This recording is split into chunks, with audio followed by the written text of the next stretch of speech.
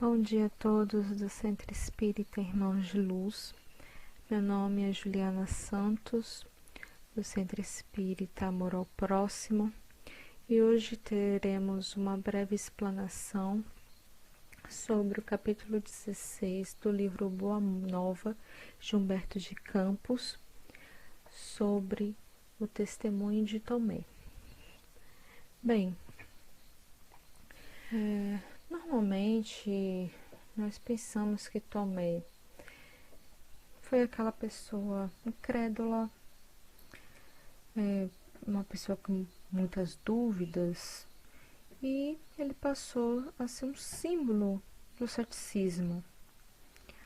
Mas hoje teremos uma nova visão, uma nova interpretação sobre os pensamentos dele. O Tomé, ele é um personagem que menos aparece no Evangelho comparado aos outros apóstolos. Porém, ele nos ensina algo muito profundo e próximo a nós e nos mostra o quanto ele era simples e tinha dificuldade de entender o que era o reino de Deus em sua vida. Isso nos remete a nós mesmos. Assim como nós, ele tinha virtudes e defeitos. Portanto, vários desafios humanos que também fazem parte da nossa caminhada, né? Então, ele acaba sendo uma referência para as nossas lutas. Mas antes, vamos ter umas curiosidades sobre o Tomé para conhecermos melhor, historicamente falando. A tradição, ele assevera que o Tomé, ele era descendente de pescadores. Portanto, ele era uma pessoa muito simples da cultura hebraica, uma pessoa, inclusive, excluída. Ele não tinha nenhum prestígio social e econômico. O nome de Tomé, segundo a história, ele parece não ter sido preservado. Portanto, a expressão Tomé, ele vem de Tomá, em aramaico, e é traduzida ao grego com o significado de Dídimos, que significa gêmeos, sendo então um adjetivo e não um nome. E graças a isso houve várias especulações de estudiosos, historiadores, e alguns deles sugeriram a possibilidade até de Tomé não ter sido um personagem, ele ter sido gêmeo de alguém, ou que o nome real era Judas Tomé, ou até mesmo ele ter sido o próprio Judas Iscariotes. Então, os historiadores sempre colocam Tomé como um adjetivo e não como apóstolo ímpar. Porém, no livro Boa Nova, ele fica muito claro que Tomé é um apóstolo, uma personalidade à parte. Lá em João, no capítulo 20, versículo 25, ele cita Tomé como sendo um aprendiz desconfiado. O Emmanuel, na obra Fonte Viva, ele coloca Tomé como um símbolo do discípulo despreocupado e ausente, onde esquece suas próprias obrigações para desconfiar e suspeitar dos próprios companheiros. Ele diz isso pois Tomé esteve ausente na primeira aparição do Cristo aos apóstolos, né, como nós conhecemos a história, e sempre duvidando da veracidade dos próprios companheiros. Mesmo assim, ele era muito íntimo e amigo de Jesus, e Jesus tinha muita consideração com ele. Mas Tomé era um homem de fé, mas que tinha uma dificuldade de entender essa fé. Humberto de Campos, lá no capítulo 16, ele inicia citando o Evangelho de Marcos, capítulo 8, versículo 10, quando ele conta uma das excursões de Jesus em Dalmanuta, onde os fariseus discutiam com ele para ter um sinal dos céus. Jesus claramente recusava, como sempre, a essas investidas desnecessárias. É muito interessante nós trazer essa consideração, pois Humberto vai trazer para os bastidores o que não há no Novo Testamento. E podemos observar a ação de Tomé com tudo isso. O Tomé, ele era muito preocupado em tentar convencer e levar a mensagem evangélica da Boa Nova para essas pessoas. Essas pessoas que eu digo, os fariseus, pessoas que na época eram importantes.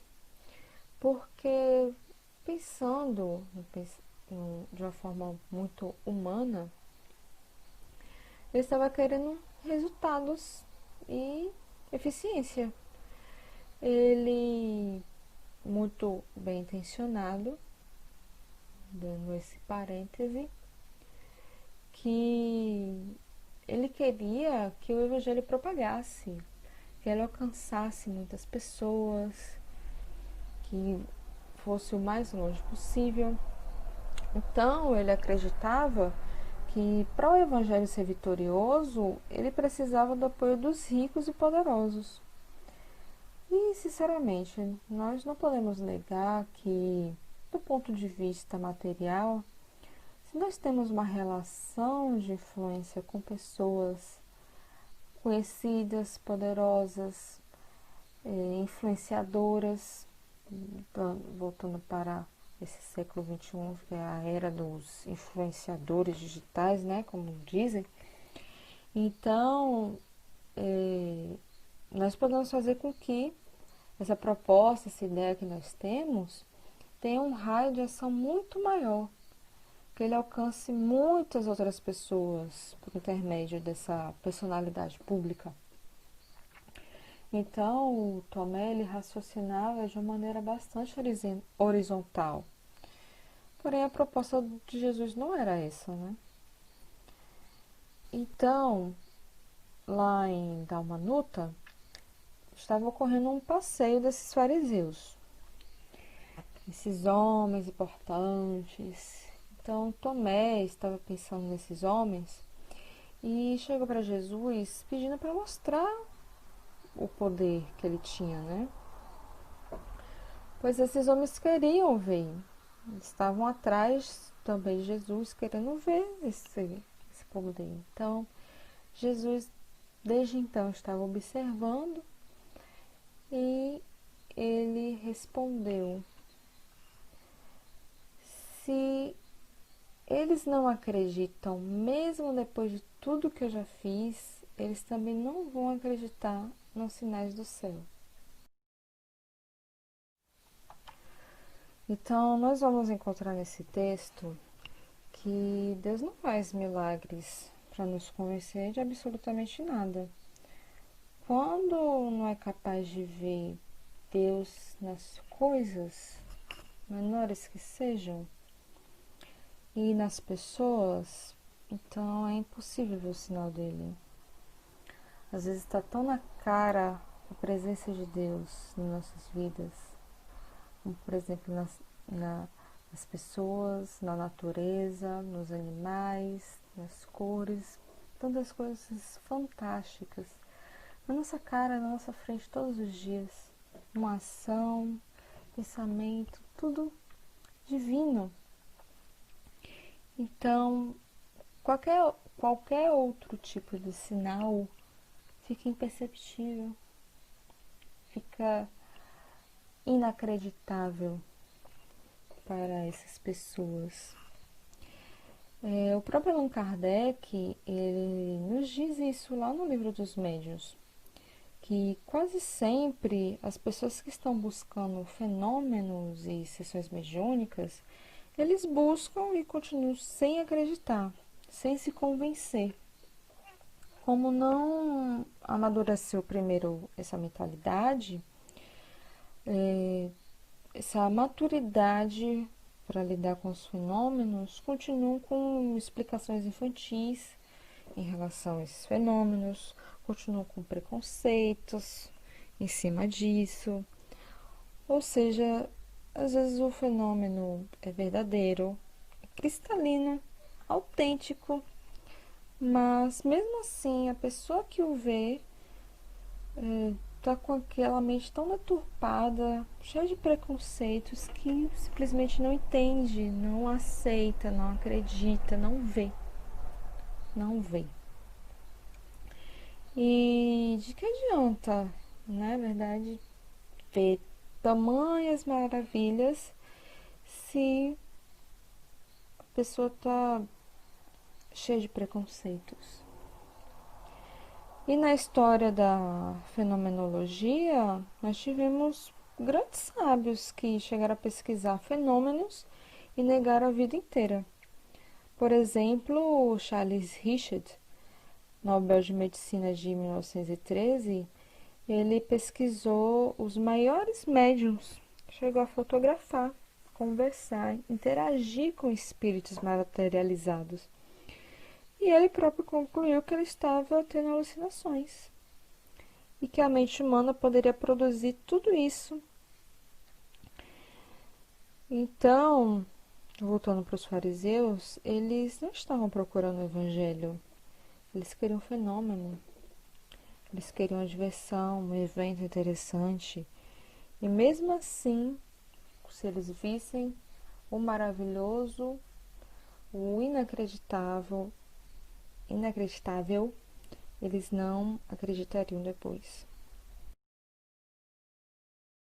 Então, o Tomé, ele insistia e Jesus analisava Tomé na atitude mental dele. Tomé dizia: o que será do evangelho do reino e de nós mesmos sem o apoio de influentes e prestigiosos? Olha que mentalidade materialista. Então Jesus respondeu: Deus não exige que os homens o conheçam, senão no santuário do perfeito conhecimento de si mesmos. Eu vos pergunto, como nós conhecemos a Deus? Como nós temos essa fé? Mesmo que seja assim, no fundo de nosso íntimo. Está no perfeito conhecimento de nós mesmos. Quanto mais nos conhecemos, mais transborda esse Deus, esse conhecimento, essa vontade. Então, o Tomé, ele não entendia que o Evangelho não era uma criação humana, que não era uma causa dos homens perecíveis. Se fosse assim, o Evangelho desapareceria. E, pelo contrário, o Evangelho é uma revelação, um caminho de conhecimento para nós mesmos, um anúncio do eterno. Tomé, então, ele interrogou qual seria, então, a senha, qual seria o sinal de Deus para com eles, para que acreditem em Deus. Então, Jesus respondeu: nosso sinal é do amor que eleva e santifica. Então, nós que estudamos o Evangelho, entendemos essa fala de Jesus. Nós estamos aqui para desenvolver o amor. Essa é a senha, esse é o sinal. Ainda estamos bastante incrédulos como Tomé, mas na constante procura do amor. Tomé, ele duvidava. Alguma coisa na teoria não chegava ao coração dele. E quando Jesus não quis compartilhar esses, como Tomé dizia, esses poderes para aquele povo, ele se sentiu muito frustrado. Ele compreendeu Jesus, mas ainda tinha muitas dúvidas. Pouco tempo depois, o Jesus foi preso e Tomé foi um dos discípulos que fugiu. Não demorou muito, Tomé sentiu muitos remorsos e ele queria muito ouvir a palavra do Mestre, como se fosse uma sede insaciável. Então Tomé se disfarçou e foi ver Jesus sendo crucificado. Ele se aproximava de Jesus, olhava nos olhos dele, sempre esperando um sinal. E devemos imaginar que Jesus era o Messias esperado para todo o povo de Israel. E naquela época tinha uma visão muito forte de que ele seria muito poderoso, que ele seria rico. Tanto que na época consideravam que homens felizes e de Deus eram aqueles que tinham muitos escravos e riquezas. Então vejamos que é uma colocação totalmente diferente da proposta de Jesus.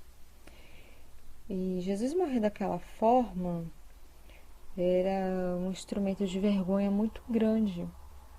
Tomé sabia disso claramente. Por isso vinha muitos questionamentos, muitas dúvidas. Será que ele é mesmo mestre? Será que ele é o Messias? Será que eu estou no caminho certo? Então Tomé se aproximou de Jesus e ele ouviu: Tomé, no Evangelho do Reino, o sinal do céu tem que ser o completo sacrifício de nós mesmos, o amor. Tomé compreendeu aquela palavra. Era o sinal que Jesus estava ensinando. E ele chorou copiosamente. Ele chorava porque Jesus se sacrificava,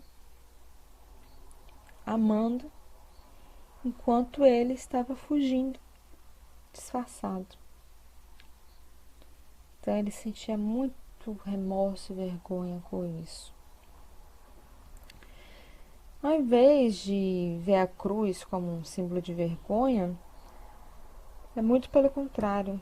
A postura de Cristo diante da cruz era um sinal do céu.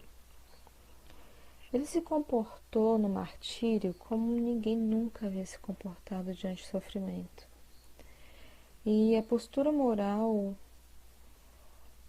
que ele representa é uma grande mensagem para nós.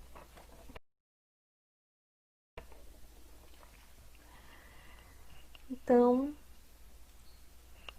depois de uns dias, Jesus ressuscitou, como nós conhecemos a história do Evangelho. E ele apareceu para os apóstolos, menos para Tomé. Então Tomé, mais uma vez, ficou incrédulo, desconfiou dos próprios companheiros. Quando Jesus ele reapareceu, ele pediu para Tomé tocar suas feridas. E aí sim, Tomé acreditou. Aí sim, Tomé caiu na real. Jesus falou: bem-aventurado és tu que vendo creu, mas mais bem-aventurados são os que não viram e creram. Tomé, quando ele tocou nas feridas do corpo de Jesus, ele curava as feridas da própria incredulidade. Ele curava as feridas da sua alma.